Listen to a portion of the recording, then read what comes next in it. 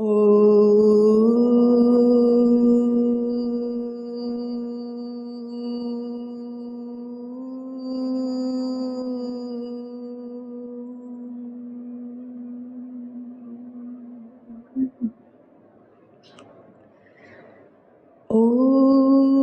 विश्वानि देवसविते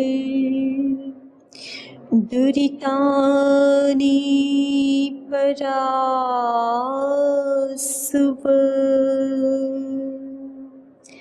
यद्भद्रं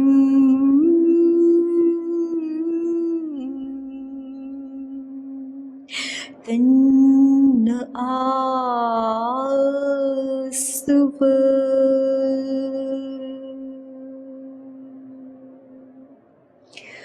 ॐ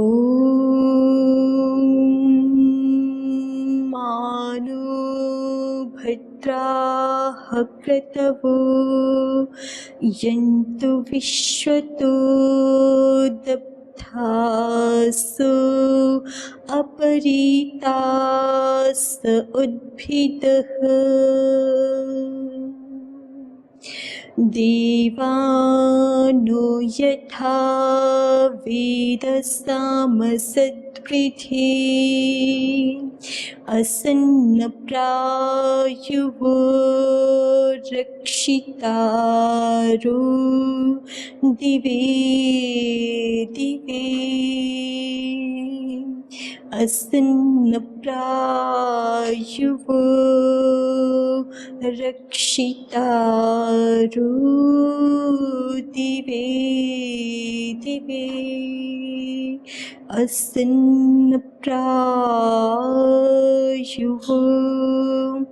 रक्षितारो दिवे दिवे।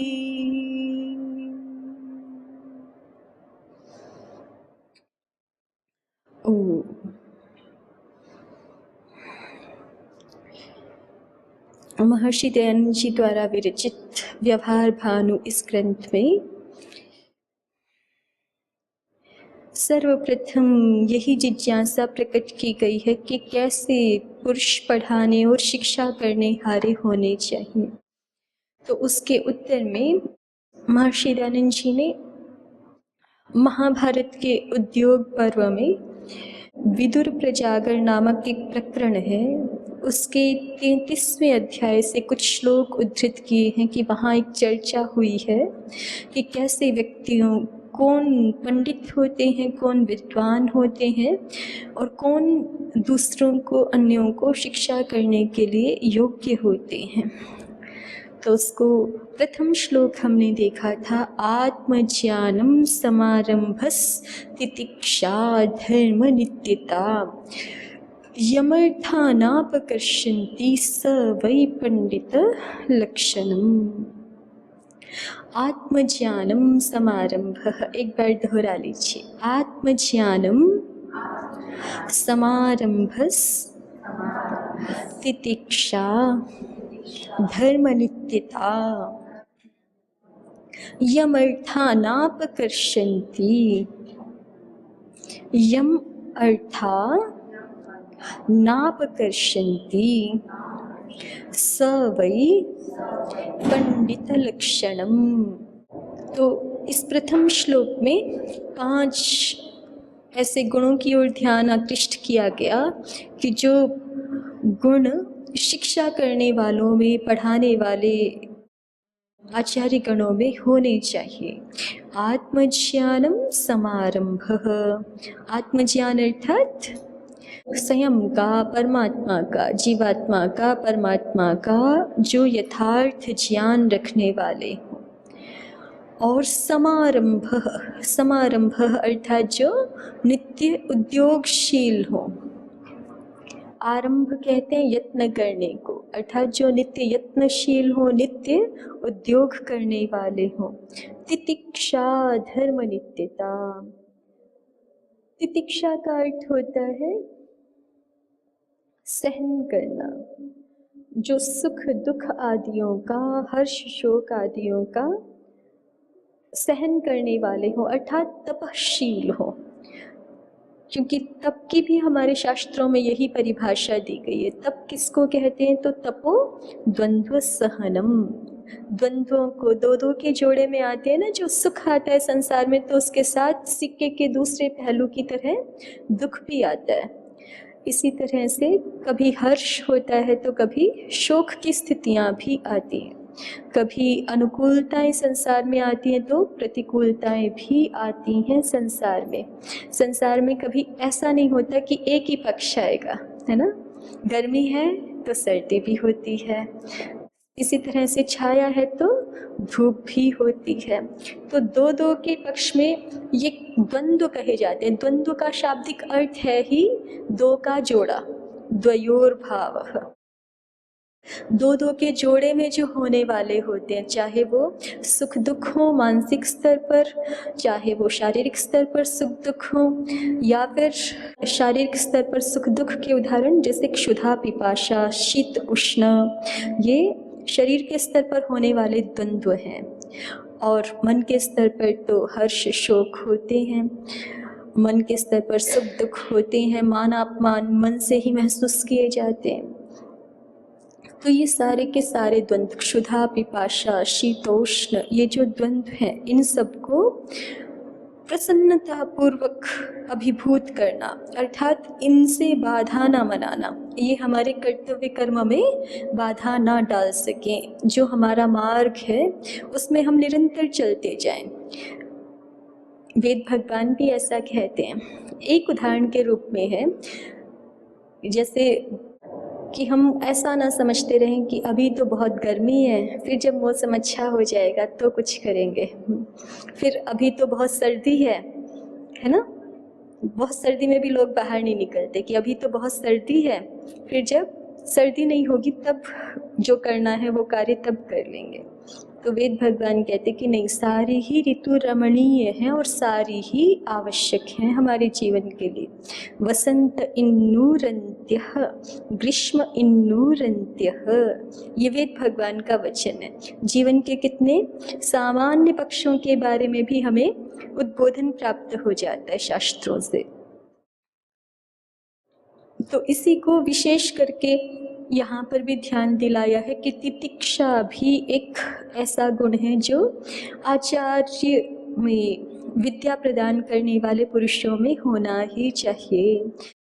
अन्यथा यदि तितिक्षा का भाव नहीं होगा, सहन करने का भाव नहीं होगा, तो कर्तव्य कर्म का नैरंतर्य बाधित हो जाएगा, नैरंतर्य नहीं हो सकेगा। इसलिए तितिक्षा भी आवश्यक है। तो कितने हो गए? आत्मज्ञानम समारंभस तितिक्षा। और चतुर्थ कहा है धर्म नित्यता, धर्म का नित्य सेवन करने वाले होने चाहिए। धर्म का लक्षण हमने देखा था मनु महाराज जी के शब्दों में, धृतिः क्षमा दमोस्तेयम शौचम इंद्रिय निग्रहः धीर विद्या सत्यमक्रोधस दशकम, सत्यमक्रोधो दशकम धर्म लक्षणम। तो इस धर्म का, इस वास्तविक धर्म का नित्य सेवन करने वाले होने चाहिए। विद्या को प्रदान करने वाले जन धर्म का नित्य सेवन करने वाले, धर्म नित्यता एक विशेषण जोड़ दिया है कि नित्य सेवन करने वाले होने चाहिए। नित्य, बीच बीच में नहीं, कभी क्रोध में, कभी अक्रोध में, कभी विद्यापूर्वक और कभी अज्ञान पूर्वक वर्तने वाले, और कभी इंद्रिय निग्रह की स्थिति में, और कभी इंद्रियों के पीछे आकृष्ट होकर के आचरण करने वाले, ऐसे नहीं होने चाहिए। कैसे होने चाहिए? धर्म नित्यता, जिन्होंने अपने जीवन को एक ऐसा कहते हैं सुधीजन कि जिनकी रहनी एक जैसी हो जाती है। रहनी समझते हैं ना, रहनी माने उनकी जीवनचर्या, जिनकी रहनी एक जैसी हो जाती। सुबह उठते हैं तो उठते ही हैं, ऐसे नहीं कि एक दिन तो 3 बजे और दूसरे दिन 6 बजे और फिर 10 बजे, ऐसे नहीं। सुबह उठते हैं तो उठते ही हैं, सुबह अपना जप आदि करते हैं तो करते ही हैं, पूजन अर्चन करते हैं, तो जो जीवनचर्या है वो एक जैसी हो जाती है। यदि और फिर जैसे बाहर की जीवनचर्या वैसे ही अंदर की चर्या। अंदर जो है वो अहिंसा का व्रत लिया है तो मन में एक बार भी जिनके फिर वैर भाव आता नहीं है। अक्रोध का व्रत लिया है तो फिर क्रोध आता नहीं है। अनीर्ष्या व्रत है तो ईर्ष्या किसी से करते नहीं हैं। दान का व्रत है तो लोभ करते नहीं है। ऐसे जिनकी रहनी एक जैसी हो जाती है, बाहर की परिस्थितियाँ कुछ भी हों, लेकिन जिनकी रहनी बिल्कुल समरूप से ऐसी ही एक जैसी चलती रहती है, उनको वही सिद्ध हो जाते हैं। और रहनी एक जैसी है, उसी को दूसरे शब्दों में यहाँ कहा है धर्म नित्यता, कि धर्म का नित्य सेवन करने वाले जो पुरुष हैं, जो धर्म का नित्य सेवन करेंगे, निश्चित रूप से उनकी जीवनचर्या जो है वो एक रस ही रहेगी। और एक रस रहेगी तो फिर वो सिद्धता का मार्ग है। यमर्थानापकर्षन्ति, और ये कितनी बड़ी बात है कि जिसको कोई भी, सामान्य हम अपने शब्दों में कहें कि जिसको कोई भी किसी भी प्रकार से खरीद ना सके, यमर्था नापकर्षन्ति, जिसको कोई भी पदार्थ धर्म से छुड़ा करके अधर्म की ओर ना खींच सके। अन्यथा व्यक्ति अपने जीवन के अच्छे व्रतों से थोड़े थोड़े प्रलोभनों के कारण, थोड़े थोड़े आकर्षणों के कारण च्युत हो जाता है। जिस अच्छे मार्ग की ओर चल रहा होता है उस पर थोड़ा सा चल पाता है, कोई इंद्रिय आकर्षण आता है, उससे वो बाधित हो जाता है, फिर पीछे हट जाता है। तो सत्पुरुषों के, पंडित पुरुषों के ये लक्षण हैं, और ऐसे विद्या पढ़ाने वाले जन होने चाहिए। यमर्थानापकर्षन्ति, कि जिनको कोई भी पदार्थ धर्म से छुड़ा करके अधर्म की ओर ना खींच सके, चाहे वो धन का आकर्षण हो, चाहे स्त्री पुरुष का परस्पर आकर्षण हो, चाहे किसी पद प्रतिष्ठा का आकर्षण हो। ये तीन ही तो आकर्षण मुख्य है ना संसार में, या तो धन का आकर्षण, या तो जिसको कहते कंचन का आकर्षण, या तो कामिनी का आकर्षण, है ना, धन का आकर्षण और स्त्री पुरुष का आकर्षण, और जो है वो पद प्रतिष्ठा का, लोकैष्णा जिसको कहते, प्रसिद्धि का आकर्षण। ये तीनों ही ऐष्णाएं जिस मनुष्य को धर्म से छुड़ाकर अधर्म की ओर ना खींच सके, तो ऐसा मनुष्य, महर्षि दयानंद जी कहते हैं विदुर महाराज जी के शब्दों में कि उसको पंडित कहते हैं। पंडित केवल शब्द ज्ञान प्राप्त कर लेने वाला व्यक्ति नहीं है। जो आत्म प्रतिष्ठ है, शास्त्रज्ञ भी है, वेदज्ञ भी है, और जो समारंभ से युक्त है, शास्त्रों के अनुसार जिसका जीवन है, जो आलस्य को छोड़ करके निरंतर उद्योगशील है, आत्मज्ञानम समारंभस तितिक्षा, कर्तव्य मार्ग में आने वाले समस्त आपदाओं को जो प्रसन्न चित्त होकर के अभिभूत करता है, धर्म नित्यता, नित्य धर्म का सेवन करने वाला है। यमर्थानापकर्षन्ति, और जिसको कोई भी पदार्थ धर्म से छुड़ा नहीं सकता, किसी भी पदार्थ का आकर्षण, न जातु लोभान न भयान न कामात्, किसी भी लोभ से, किसी भी भय से और किसी भी कामना से आकृष्ट होकर के व्यक्ति को अपने धर्म का त्याग नहीं करना चाहिए। क्योंकि धर्म एव रक्षितः रक्षति, धर्म एव हतो हन्ति। क्योंकि हम धर्म का पालन करते हैं तो धर्म हमारे द्वारा वो रक्षित धर्म ही हमारी रक्षा कर देता है। और यदि हम धर्म का नाश कर देते हैं किसी भी आकर्षण से, तो हतः धर्मः अस्मान् हन्ति, वो मारा गया हुआ धर्म फिर हमारी भी हानि करने वाला, हमें मारने वाला हो जाता है। स वै पंडित लक्षणम, तो ये पंडित के लक्षण हैं। अब और आगे कुछ 5 श्लोक यहाँ पर उद्धृत कर रहे हैं महर्षि दयानंद जी, और 6 श्लोक हैं यहाँ पर। तो प्रथम श्लोक में ये 5 बातें कही गई, इनकी ओर ध्यान दिलाया जा रहा है। और दूसरे श्लोक में बहुत सीधे सीधे कह रहे हैं, सबको समझ में आने वाली बात, बहुत सरल शब्दों में। निषेवते प्रशस्तानि, मेरे साथ दोहराइएगा, निषेवते प्रशस्तानि निंदितानि न सेवते अनास्तिकः श्रद्धान एतत् पंडित उच्यते। निषेवते प्रशस्तानि निंदितानि न सेवते अनास्तिकः श्रद्धान एतत् पंडित उच्यते।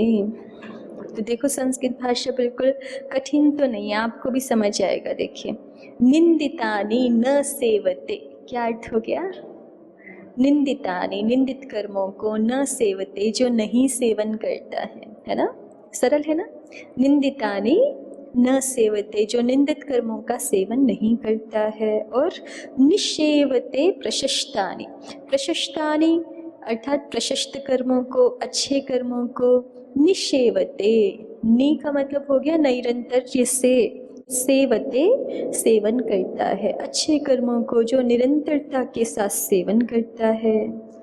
महर्षि दयानंद जी कहते हैं, जो सदा प्रशस्त धर्म युक्त कर्मों को करने हारा है और निंदित अधर्म युक्त कर्मों को कभी न सेवने हारा है। तो कितनी सरल सी परिभाषा हो गई ना पंडित की। ये सीधी सीधी परिभाषा है। ऐसा नहीं कह रहे ना कि जिसने बहुत सारी पुस्तकें याद कर ली वो पंडित, जिसने बहुत सारी भाषाएं सीख ली वो पंडित, नहीं कह रहे ना। क्योंकि सारे शास्त्रों का अभिप्राय तो यही है कि जीवन अच्छा हो जाए, आचरण अच्छा हो जाए। शास्त्रों का ज्ञान कभी भी निंदित नहीं है, लेकिन केवल शास्त्रों का ज्ञान करके उसी अभिमान में, उसी मद में मस्त रहना, ये भी जीवन की पूर्णता नहीं है। तो इसलिए जो वास्तविक पंडित लोगों की, बुद्धिमान जनों के लक्षण है, उनको यहाँ उद्धृत कर रहे हैं। और ये बहुत सरल बात है, सबको समझ में आने वाली बात है कि जिसका जीवन धर्मयुक्त कर्मों से युक्त है, जो धर्मयुक्त कर्मों के सेवन में निरंतर लगा हुआ है और जो निंदित कर्मों को एक बार भी कभी भी न सेवन करने वाला पुरुष है, वही वास्तव में पंडित है। क्योंकि उसी के जीवन में शास्त्रों का अर्थ घटित हुआ। यदि सब शास्त्र पढ़ करके भी हमारे मन में इतनी विशुद्धि नहीं हुई कि हमें असत्य का आचरण नहीं करना चाहिए, हमें दूसरों को हानि नहीं पहुंचानी चाहिए, हमें लोभ नहीं रखना चाहिए, इस तरह की सामान्य धर्म की बातें भी यदि हमारे ध्यान में नहीं आई और हमारा जीवन वैसा नहीं बना, तो फिर इसका मतलब शास्त्र हमने पढ़े तो, लेकिन हमारे जीवन में उतरे नहीं, है ना। और शास्त्र ज्ञान का मतलब तो ये होता है कि यह एवं वेद स एवं भवति। ज्ञान का निरूपण शास्त्रों में इस प्रकार से किया गया है कि हमने कुछ जाना है, वो तब जाना हुआ समझा जाए कि जब हम वैसे हो जाए। यह एवं वेद, जो ऐसा जानता है, स एवं भवति, वो वैसा हो जाता है। तो कोई व्यक्ति वैसा हुआ हुआ दिखाई पड़े, तभी समझना चाहिए कि उसने उस वस्तु तत्व को जाना है। यदि वैसा दिखाई नहीं पड़ रहा जीवन में, तो इसका मतलब अभी हमने वैसा जाना नहीं है ना। अग्नि उष्ण है, हमने केवल पढ़ा है कि हम जानते हैं? बताएं, जानते हैं, तभी तो उसमें हाथ नहीं घुसाते ना, नहीं घुसाते ना, क्योंकि हमने केवल पढ़ा नहीं है, उसको जाना भी है। करंट लगने से मर जाते हैं, मर जाते हैं ना, जानते हैं हम, इसलिए हाथ लगाते नहीं हैं, है ना। ऐसे ही आलस्य मृत्यु है। सनकादि ऋषियों ने कहा आलस्य मृत्यु है, प्रमाद मृत्यु है, लेकिन इसको हमने अभी पढ़ा है केवल, और बहुत बार आवृत्ति भी की है, ये हमने जाना नहीं है। जैसे अग्नि उष्ण है, जाना है ना। विद्युत जब जिसके ऊपर गिरती है तो मर जाता है, करंट लगने से मर जाता है, सांप के काटने से मर जाता है, ये तो जानते हैं हम। लेकिन प्रमाद मृत्यु है, इसको नहीं जानते, क्योंकि वो जीवन में दिख नहीं रहा ना। यह एवं वेद स एवं भवति, जो जिसको जानता है वो तो तदानुरूप हो जाता है, उसके आचरण से युक्त हो जाता है जिस बात को जाना है। और आचरण से युक्त नहीं हो पा रहे, इसका मतलब अभी ठीक से जाना नहीं है, वो केवल शब्द ज्ञान है हमारे लिए, वो वास्तविक ज्ञान की श्रेणी में अभी आया नहीं है। तो वास्तविक ज्ञान की श्रेणी में जिसके जीवन में आएगा उस व्यक्ति को पंडित कहते हैं, ऐसा विदुर महाराज जी कह रहे हैं। निषेवते प्रशस्तानि निंदितानि न सेवते। जिस मनुष्य ने कहीं से भी, चाहे शास्त्र ज्ञान प्राप्त करके, चाहे वृद्ध जनों के संग से, चाहे अनुभवी जनों के संग से ये ज्ञान प्राप्त किया है कि ये धर्मयुक्त कर्म है और इसको करना चाहिए, और ये अधर्मयुक्त कर्म है, इसको नहीं करना चाहिए, और इस ज्ञान को प्राप्त करके वैसा जिसका जीवन हो गया है, धर्मयुक्त जीवन हो गया है, निंदित कर्मों से रहित जीवन हो गया है, निंदित कर्मों की निवृत्ति जिसके जीवन में हो गई है, वही पंडित है। और एक बात कह रहे हैं, अनास्तिक, जो पढ़ाने वाले पंडित जन हैं, शिक्षा, बालकों को शिक्षा करने वाले विद्वान पुरुष हैं, वो कैसे नहीं होने चाहिए? नास्तिक नहीं होने चाहिए, अनास्तिक। संस्कृत भाषा की थोड़ी सी ऐसी शैली है, देखिए आस्तिक ऐसे भी लिख सकते थे, है ना, आस्तिक होने चाहिए, लेकिन ऐसा नहीं कह करके क्या कह रहे हैं? अनास्तिक। 2 बार न शब्द का प्रयोग कर रहे हैं, न आस्तिक नास्तिक, और फिर न नास्तिक अनास्तिक।